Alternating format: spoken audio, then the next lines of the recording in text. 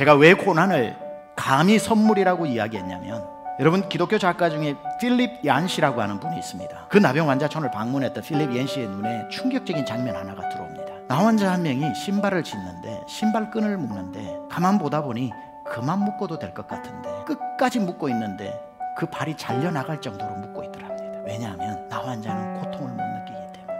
나 환자에게 고통이 느껴지는 건 회복이 시작되었다는 뜻이다. 때로는 고통이 선물일 수 있겠다. 이게 어떻게 나병 환자들만의 이야기입니까? 영적 나병 환자와 같은 사람은 또 얼마나 많습니까? 영적 감각이 다 죽어서 하나님이 말씀하셔도 듣지 못하고, 하나님이 보여주셔도 보지 못하고, 하나님이 내가 너와 함께 있다고 쓰다듬어 주셔도 느끼지 못하고, 길이 아닌 곳으로 갈 때 하나님이 그 길 아니다 그래도 듣지 못하는 영적 감각이 죽어버린 사람, 오히려 그 사람에게 하나님이 고난이라고 하는 침을 가지고 찔렀을 때에 아파요라고 이야기하면서 정신이 번쩍 드는 것은 고난이 선물인 거죠. 길이 아닌 곳으로 가는데 하나님이 고난을 줬을 때에 고난이 느껴지면 하나님이 날 붙잡고 계신다라는 것을 느끼게 되는 영적 감각이 돌아오면 그 영혼은 살게 될 줄 믿습니다. 고난이라고 하는 풀무불에 우리를 자극했을 때, 아 뜨거워요, 아 들려요, 아 보여요, 예 알겠습니다 주님이라고 하는 여러분 영적 감각이 평생에 죽지 않고 살아있으시기를 축원합니다. 고난당한 것이 내게 유익이라 이로 말미암아 내가 주의 율례를 배우게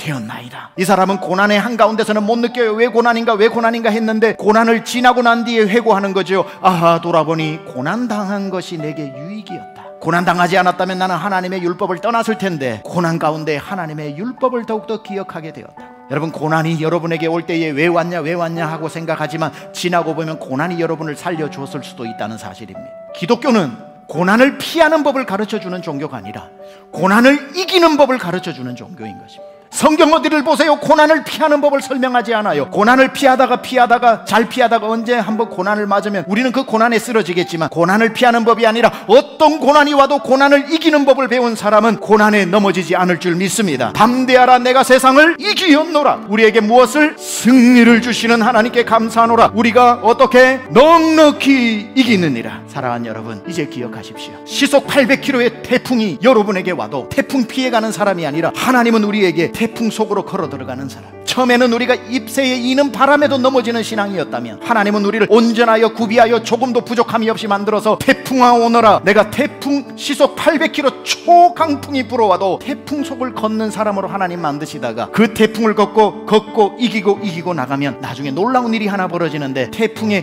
눈이라고 하는 한가운데로 들어가면 희한하지요. 바람 한 점 없는 그 한가운데에서 절대 평안을 만나게 되고 그 한가운데 서 계신 예수님을 보게 됩니다.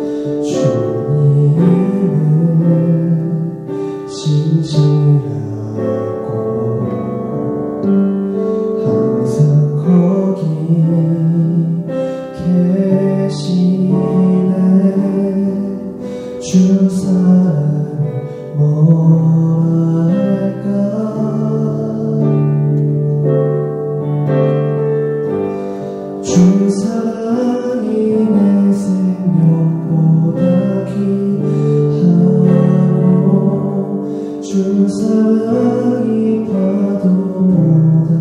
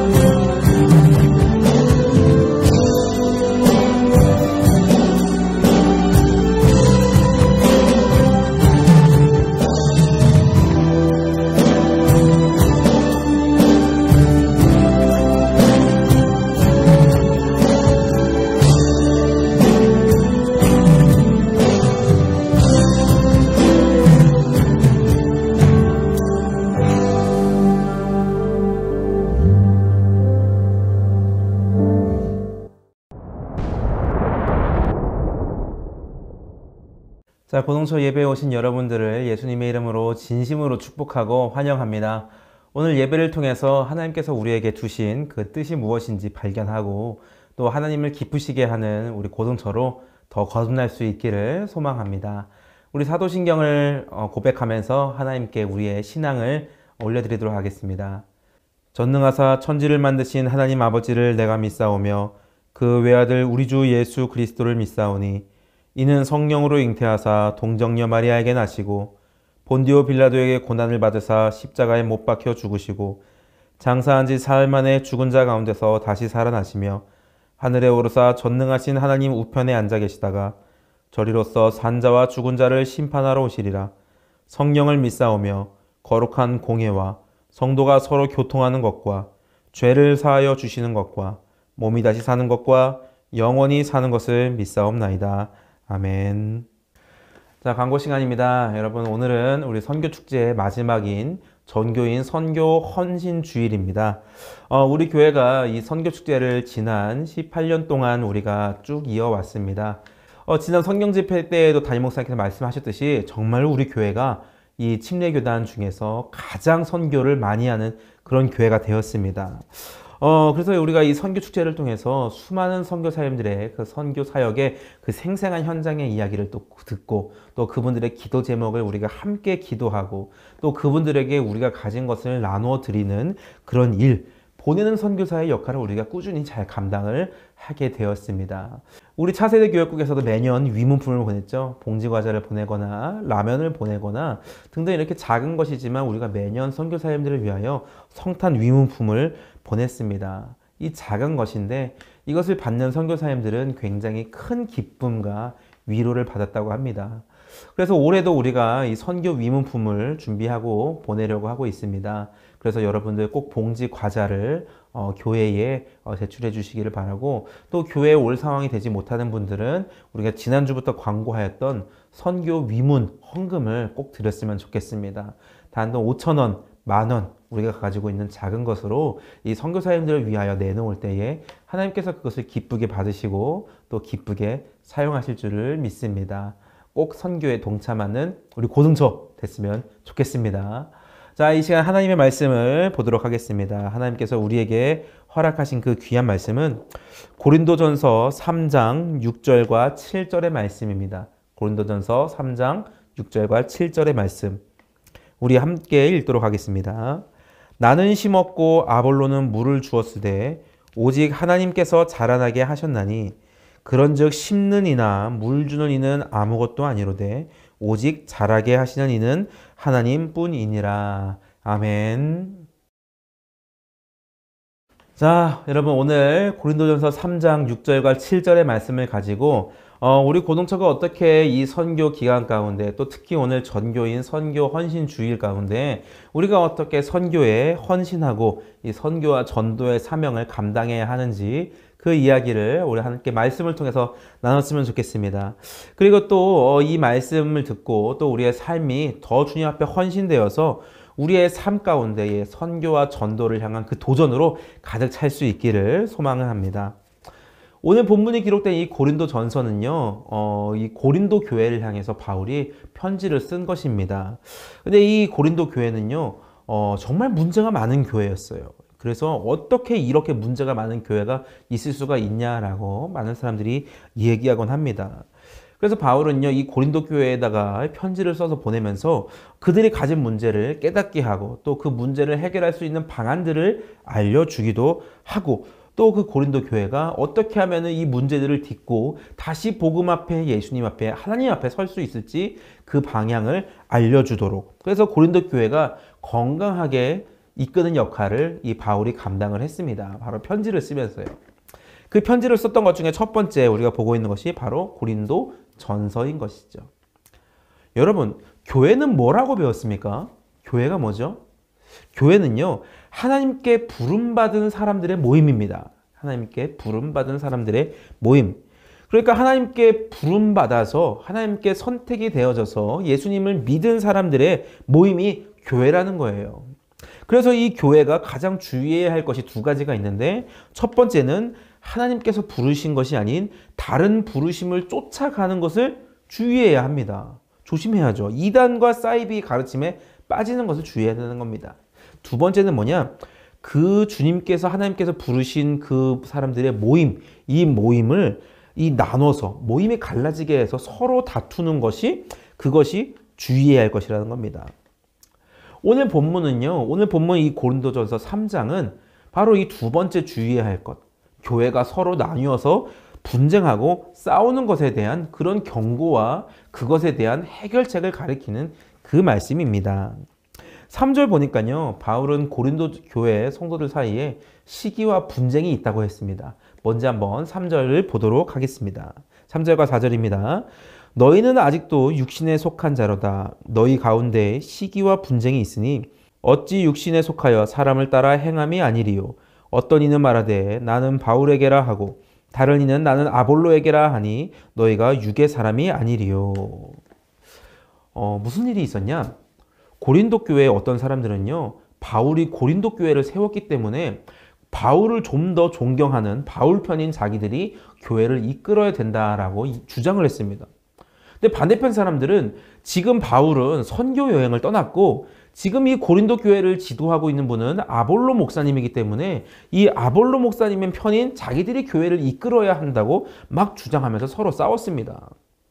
좀 더 쉽게 예를 들어볼까요? 이겁니다. 우리 고등처 중에 어떤 학생들이나 선생님이 나는 우리 강남중앙 침례교회 담임 목사님이신 최병란 목사님의 편이야. 그렇게 얘기하는데 다른 어떤 사람들은 아이 그게 말이 되냐. 이 고등처를 담당하고 있는 천상훈 전사님의 편이 돼야지. 어떻게 그럴 수 있냐. 이렇게 싸운다라는 거예요. 여러분 만약에 그럴 리는 없겠죠. 그럴 리는 없겠지만 만약 우리 고등처에서 그런 싸움이 벌어진다면은 여러분 저는 굉장히 웃길 것 같습니다.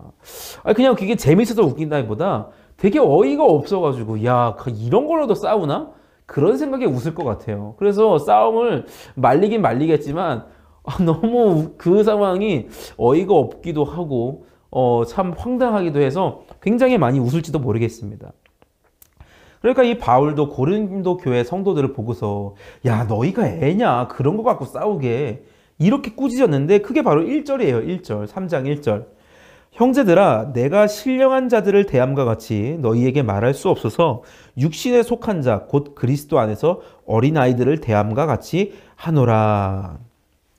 야 너희가 이런 유치한 거 가지고 싸우니까 나는 너희가 아직도 꼬맹이들처럼 보인다. 그리스도의 장성한 분량까지 자라야 되는데 너희는 아직 꼬맹이 같아.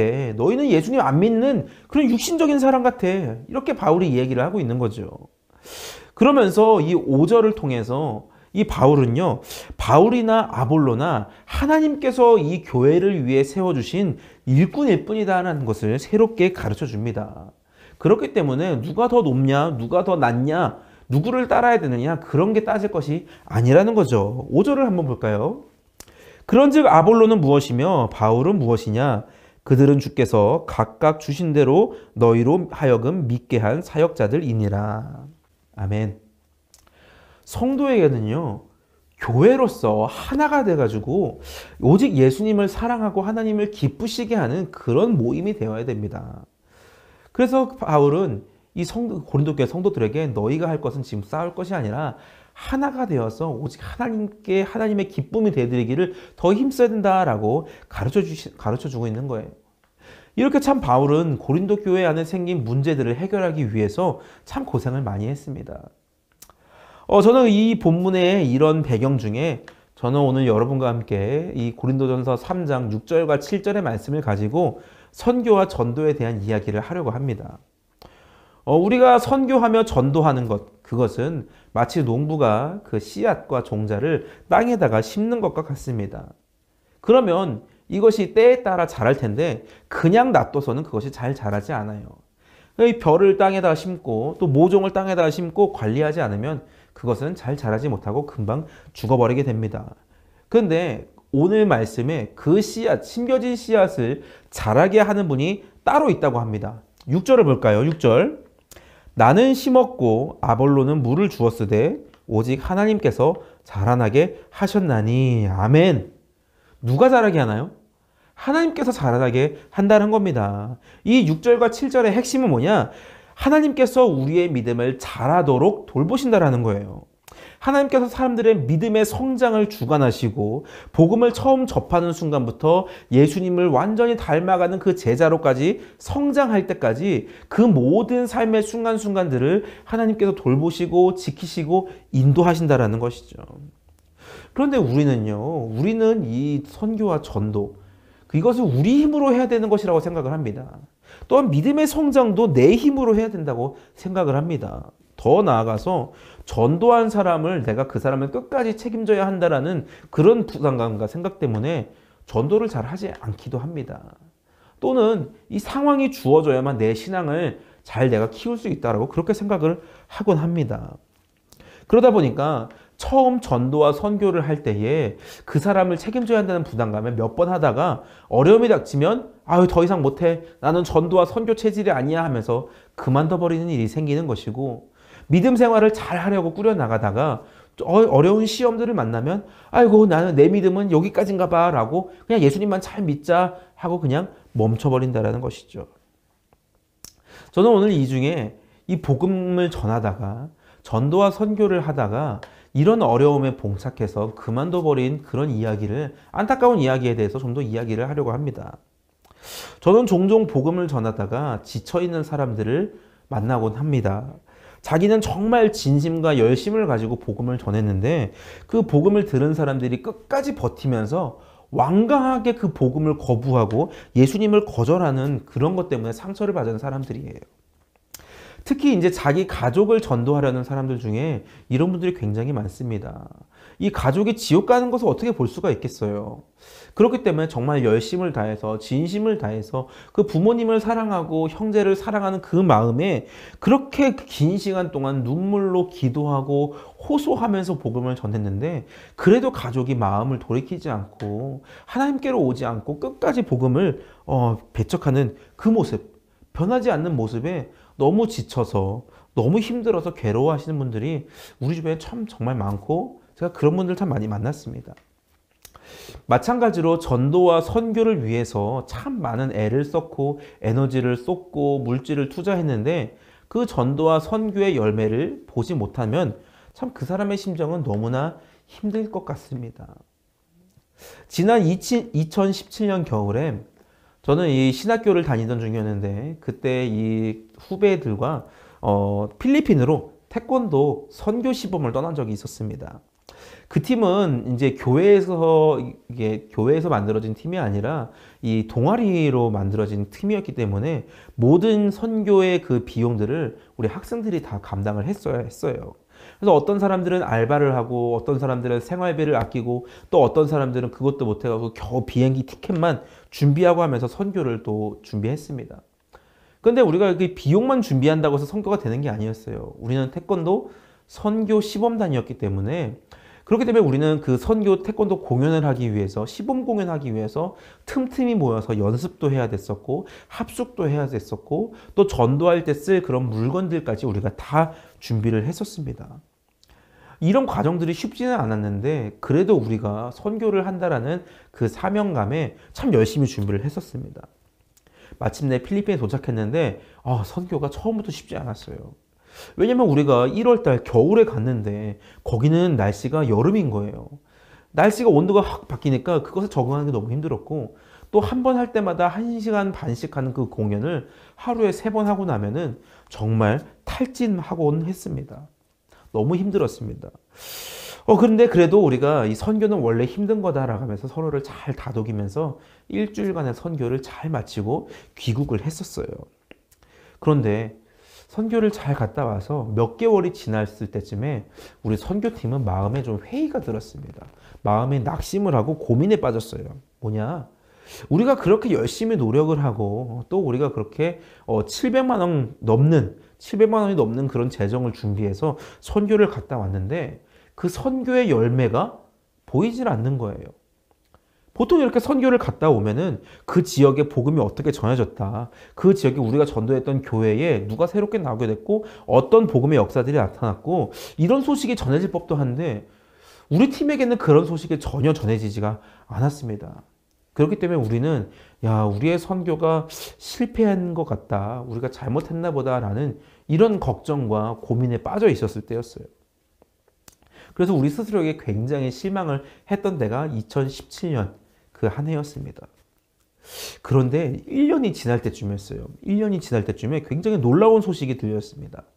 무슨 소식이냐면 당시 우리가 그 필리핀 선교를 갔을 때에 우리의 원래 스케줄에 작정되어 있지 않았던, 예정되어 있지 않았던 시범을 한 군데 더 하게 되는데 바로 현지 필리핀 경찰서에서의 시범이었어요.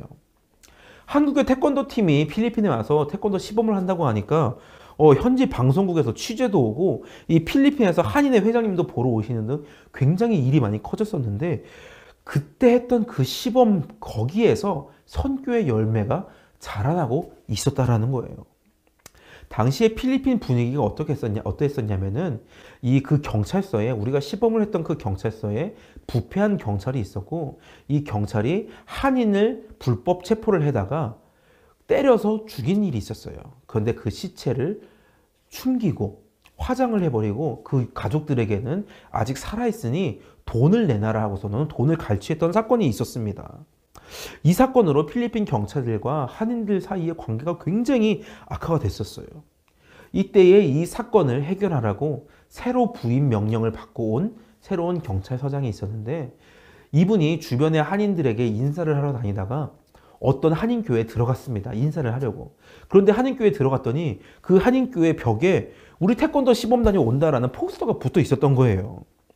그래서 그것을 보고 자기 경찰서에도 시범을 한번 하게 해달라고 막 부탁을 했던 겁니다. 결국 시범하는 날이 됐고 우리는 시범을 하게 됐고 또 이 경찰서장은 한인회 회장이 오니까 이 깔끔한 경찰의 정복을 입고 그 갖출 수 있는 최고의 그 예와 예우를 갖춰서 한인회 회장님을 맞이했습니다. 그리고 그 자리에서 필리핀 경찰들이 최선을 다해서 이 한인 사람들을, 이 한국인들을 보호하겠다라는 그런 약속까지도 했습니다. 그런데 정말 신기하게도 그 이후에 이 한인회와 필리핀 경찰들 사이 간의 관계가 회복되기 시작한 거예요. 놀라운 일이 일어났죠. 그런데 참 저희가 놀랐던 것은 그 회복의 장에 그 화해의 장을 만들어준 계기가 바로 우리 태권도 선교단의 시범이었다라는 거예요. 그때 경찰서장은요, 그 화해가 이루어지는 그 자리에서 God is good, 하나님은 선하십니다 라는 것을 계속 고백했습니다. 하나님의 도움 없이는 이 화해가 이루어질 수 없다라는 것을 고백했는데 그런데 그 이후에 그가 계속해서 꾸준히 그 경찰서의 경찰들을 전도하여 왔던 겁니다. 우리들은 필리핀 선교를 한 지 6개월이 지나도록 우리의 선교의 열매가 무엇이냐, 우리는 실패한 것이 아니냐 그렇게 스스로 낙담하고 실망하고 있었는데 그게 아니라 하나님께서는 그때 경찰서에 심겨졌던 그 씨앗이 싹을 틔우고 열매를 맺도록 하나님이 일하시고 계셨다는 겁니다. 그 후에 우리에게 전해졌던 소식은 그 경찰서장의 그 전도로 인해서 경찰서의 대부분의 사람들이 예수님을 믿게 되었다는 놀라운 소식을 우리가 듣게 되었습니다. 그리고 그들은 일주일에 한 번씩 모여서 성경 공부를 하곤 했었고 또 예수님의 제자로 점점 성장해 나갔다는 그 소식을 우리가 듣게 되었습니다. 또 놀라운 일이 또 있는데요. 그 경찰서장은요, 한인 사회와 필리핀 사회를 화해시키는 그 역할을 했다라는 그 공로가 인정받아서 UN 국제 부패 방지의 날에 공로상을 받게 되었습니다. 그리고 저도 필리핀 경찰들에게서 감사장을 받았습니다. 참 그때 저와 저희 팀원들은 우리가 한 것이 무엇이냐, 우리가 어떤 것을 했냐 참 이렇게 한심스럽게 우리를 생각하고 있을 때에 하나님은 우리를 그렇게 한심하게 생각한 것이 아니라 정말 꾸준히 우리가 모르는 그 사이에 그 뿌려진 복음의 씨앗들을 기억하셨고 그 뿌려진 씨앗들, 심겨진 씨앗들을 자라나게 일하시고 계셨다는 겁니다. 여러분, 오직 하나님께서 자라나게 하셨다라는 이 오늘 본문의 말씀은요, 복음의 씨앗은 하나님께서 자라게 하시는 것이고 내가 뿌린 씨앗이 절대 헛되지 않다라는 것을 말해주고 있는 겁니다. 우리가 뿌린 씨앗을 하나님께서 돌보신다는 것, 그것은 정말 대단한 겁니다. 하나님께서는 말씀하신 대로 우리가 심은 복음의 씨앗을 자라나게 하시도록 일하고 계십니다. 그리고 그 열매도 거두고 계십니다. 여러분, 그러면 우리는 어떻게 해야 될까요? 우리가 심은 그 씨앗들, 우리가 뿌린 그 씨앗들이 싹이 나지 않고 열매가 맺히지 않는다고 우리는 좌절하고 실망해야 될까요? 그게 아니라는 겁니다. 우리는 이제 하나님께서 우리가 심은 그 씨앗들을 돌보시기 때문에 더 기쁜 마음으로 이것이 잘 자라나지 않으면 어떡하지라는 그런 부담감을 다 내려놓고 오직 열심히 전하기만 하면 된다는 겁니다. 예수님은 우리에게 자라나게 하라고 하지 않고 심으라고 얘기하셨고, 하나님은 우리에게 예수 믿게 하라고 얘기하지 않으시고 예수를 전하라라고 말씀하셨기 때문에 우리는 그 역할에 더 기쁜 마음으로 감당할 수가 있게 된다는 것이죠. 한 가지 간증을 더 하려고 합니다. 이 간증은요, 제가 선교의 열매를 맺지 못했다고 그 낙담하고 있던 그 시기에 있었던 간증이에요. 어떤 거냐면, 어느 날 저는 친한 형과 함께 대전에 있는 충남대학교로 전도를 하러 나갔습니다. 근데 전도하는 도중에 비가 내리고 있었어요. 그 비가 내리니까 사람들은 빨리 실내로 들어가려고 했지 길가에 서서 복음을 들으려고 하지 않았습니다. 그러니까 만나는 사람들마다 저 더 안 들을래요? 괜찮아요? 하면서 이게 거절을 하는 거예요. 그럴 때 여러분, 제 마음이 어땠을까요? 선교에 열매가 없다고 낙담하고 있었는데 전도하는 사람들마다 그 전도 복음을 거절하고 도망가 버리니까 제 마음이 너무 힘들었습니다. 그런 상태에서 저도 이제 철수를 하려고 하는데, 이제 다시 돌아가려고 하는데 길가에서 도너츠를 팔고 계신 한 할머니를 발견한 거예요. 주변을 보니까 사람들도 이제 없어서 지금 가서 복음을 전하면 방해가 되진 않겠다라고 해서 찾아가서 그 할머니에게 말을 걸었습니다. 복음을 전하는데. 근데 그분이 장사에 방해된다면서 거부를 하시는 거예요. 안 되겠다 하시는 거예요. 그래서 우리는 이 도너츠를 우리가 사면 복음을 들어주지 않을까 해서 돈을 다 가지고 있던 돈을 다 털어가지고 그 도너츠를 거의 다 샀습니다. 할머니가 기분이 너무 좋으셨어요. 그래서 막 덤으로 몇 개를 막 더 주시기도 하시는 거예요. 그래서 우리는 이때다 싶어가지고 복음을 막 전하려고 설명을 하려고 하는데, 이 할머니는 내 딸이 신앙생활을 어떻게 한다는 등, 내가 옛날에 어떤 교회를 가봤다는 등 막 그런 얘기를 하면서 더 듣기를 원치 않고 막 거부를 하시는 거예요. 저희 속이 너무 상했습니다.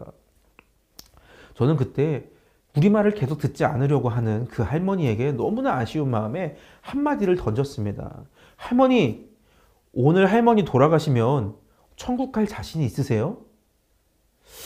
굉장히 무례한 말일 수도 있어요, 우리 한국 사회에서는. 그런데 할머니는 별다른 반응도 보이지를 않으셨습니다. 그때 저는 정말 이 비 오는 날 비를 맞으면서 돈도 다 써서 도너츠를 다 사고, 참 내가 뭐 하는 건가, 복음도 제대로 못 전하고, 이런 생각이 들어서 참 많은 실망을 했었습니다. 그런데요, 그해 2017년 11월이 딱 됐을 때였어요. 그때 같이 전도를 나갔던 그 형이 저를 불러다가 이렇게 얘기했습니다. 야, 상훈아, 너 그때 도너츠 팔던 그 형 기억해? 기억하지. 야, 그 할머니 이번 성탄절에 침례 받는데. 에? 그게 무슨 말이야? 했더니 사건은 이랬습니다. 그 형이 한 번 더 그 대학교로 전도를 나갔다가 그 할머니가 있는 것을 발견한 거예요. 그래서 너무 반가운 마음에 그 할머니에게 찾아갔더니 오히려 그 할머니께서 더 반갑게 맞아주시면서 내가 그동안에 딸과 함께 교회를 나가게 됐고, 내가 예수님을 영접하게 됐고, 이번 성탄절에 침례를 받게 됐다면서 너무 고맙다 얘기를 했던 거예요. 와, 여러분, 그 소식을 들었던 제 마음이 어땠는 줄 아세요? 너무 놀랐습니다. 정말 놀랐어요. 여러분도 놀랍지 않으십니까?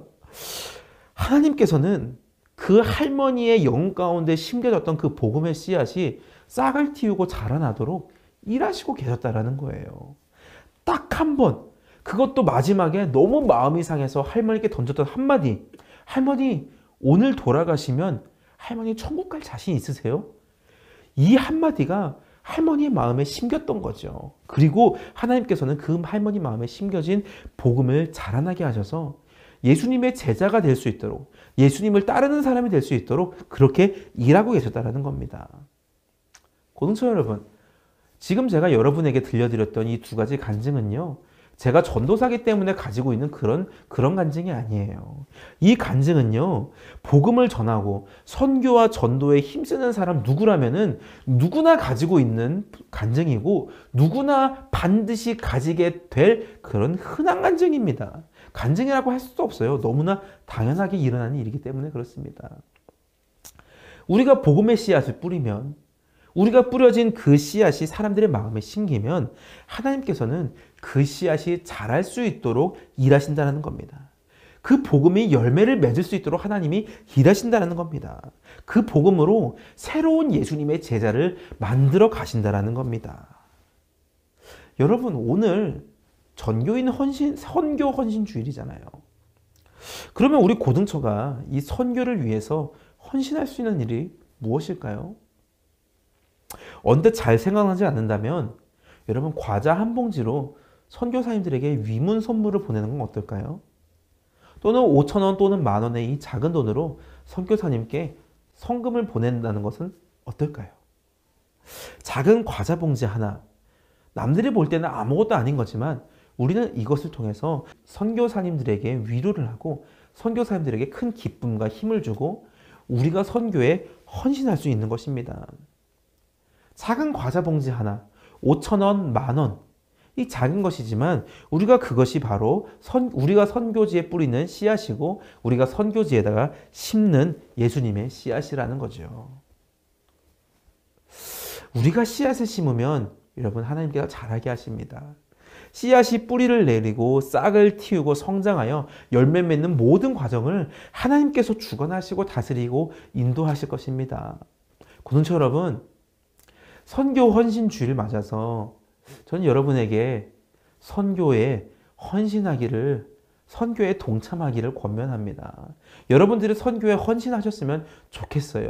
선교사로 나가는 것? 아니요. 선교지에 많은 헌금을 보내는 것? 아니요.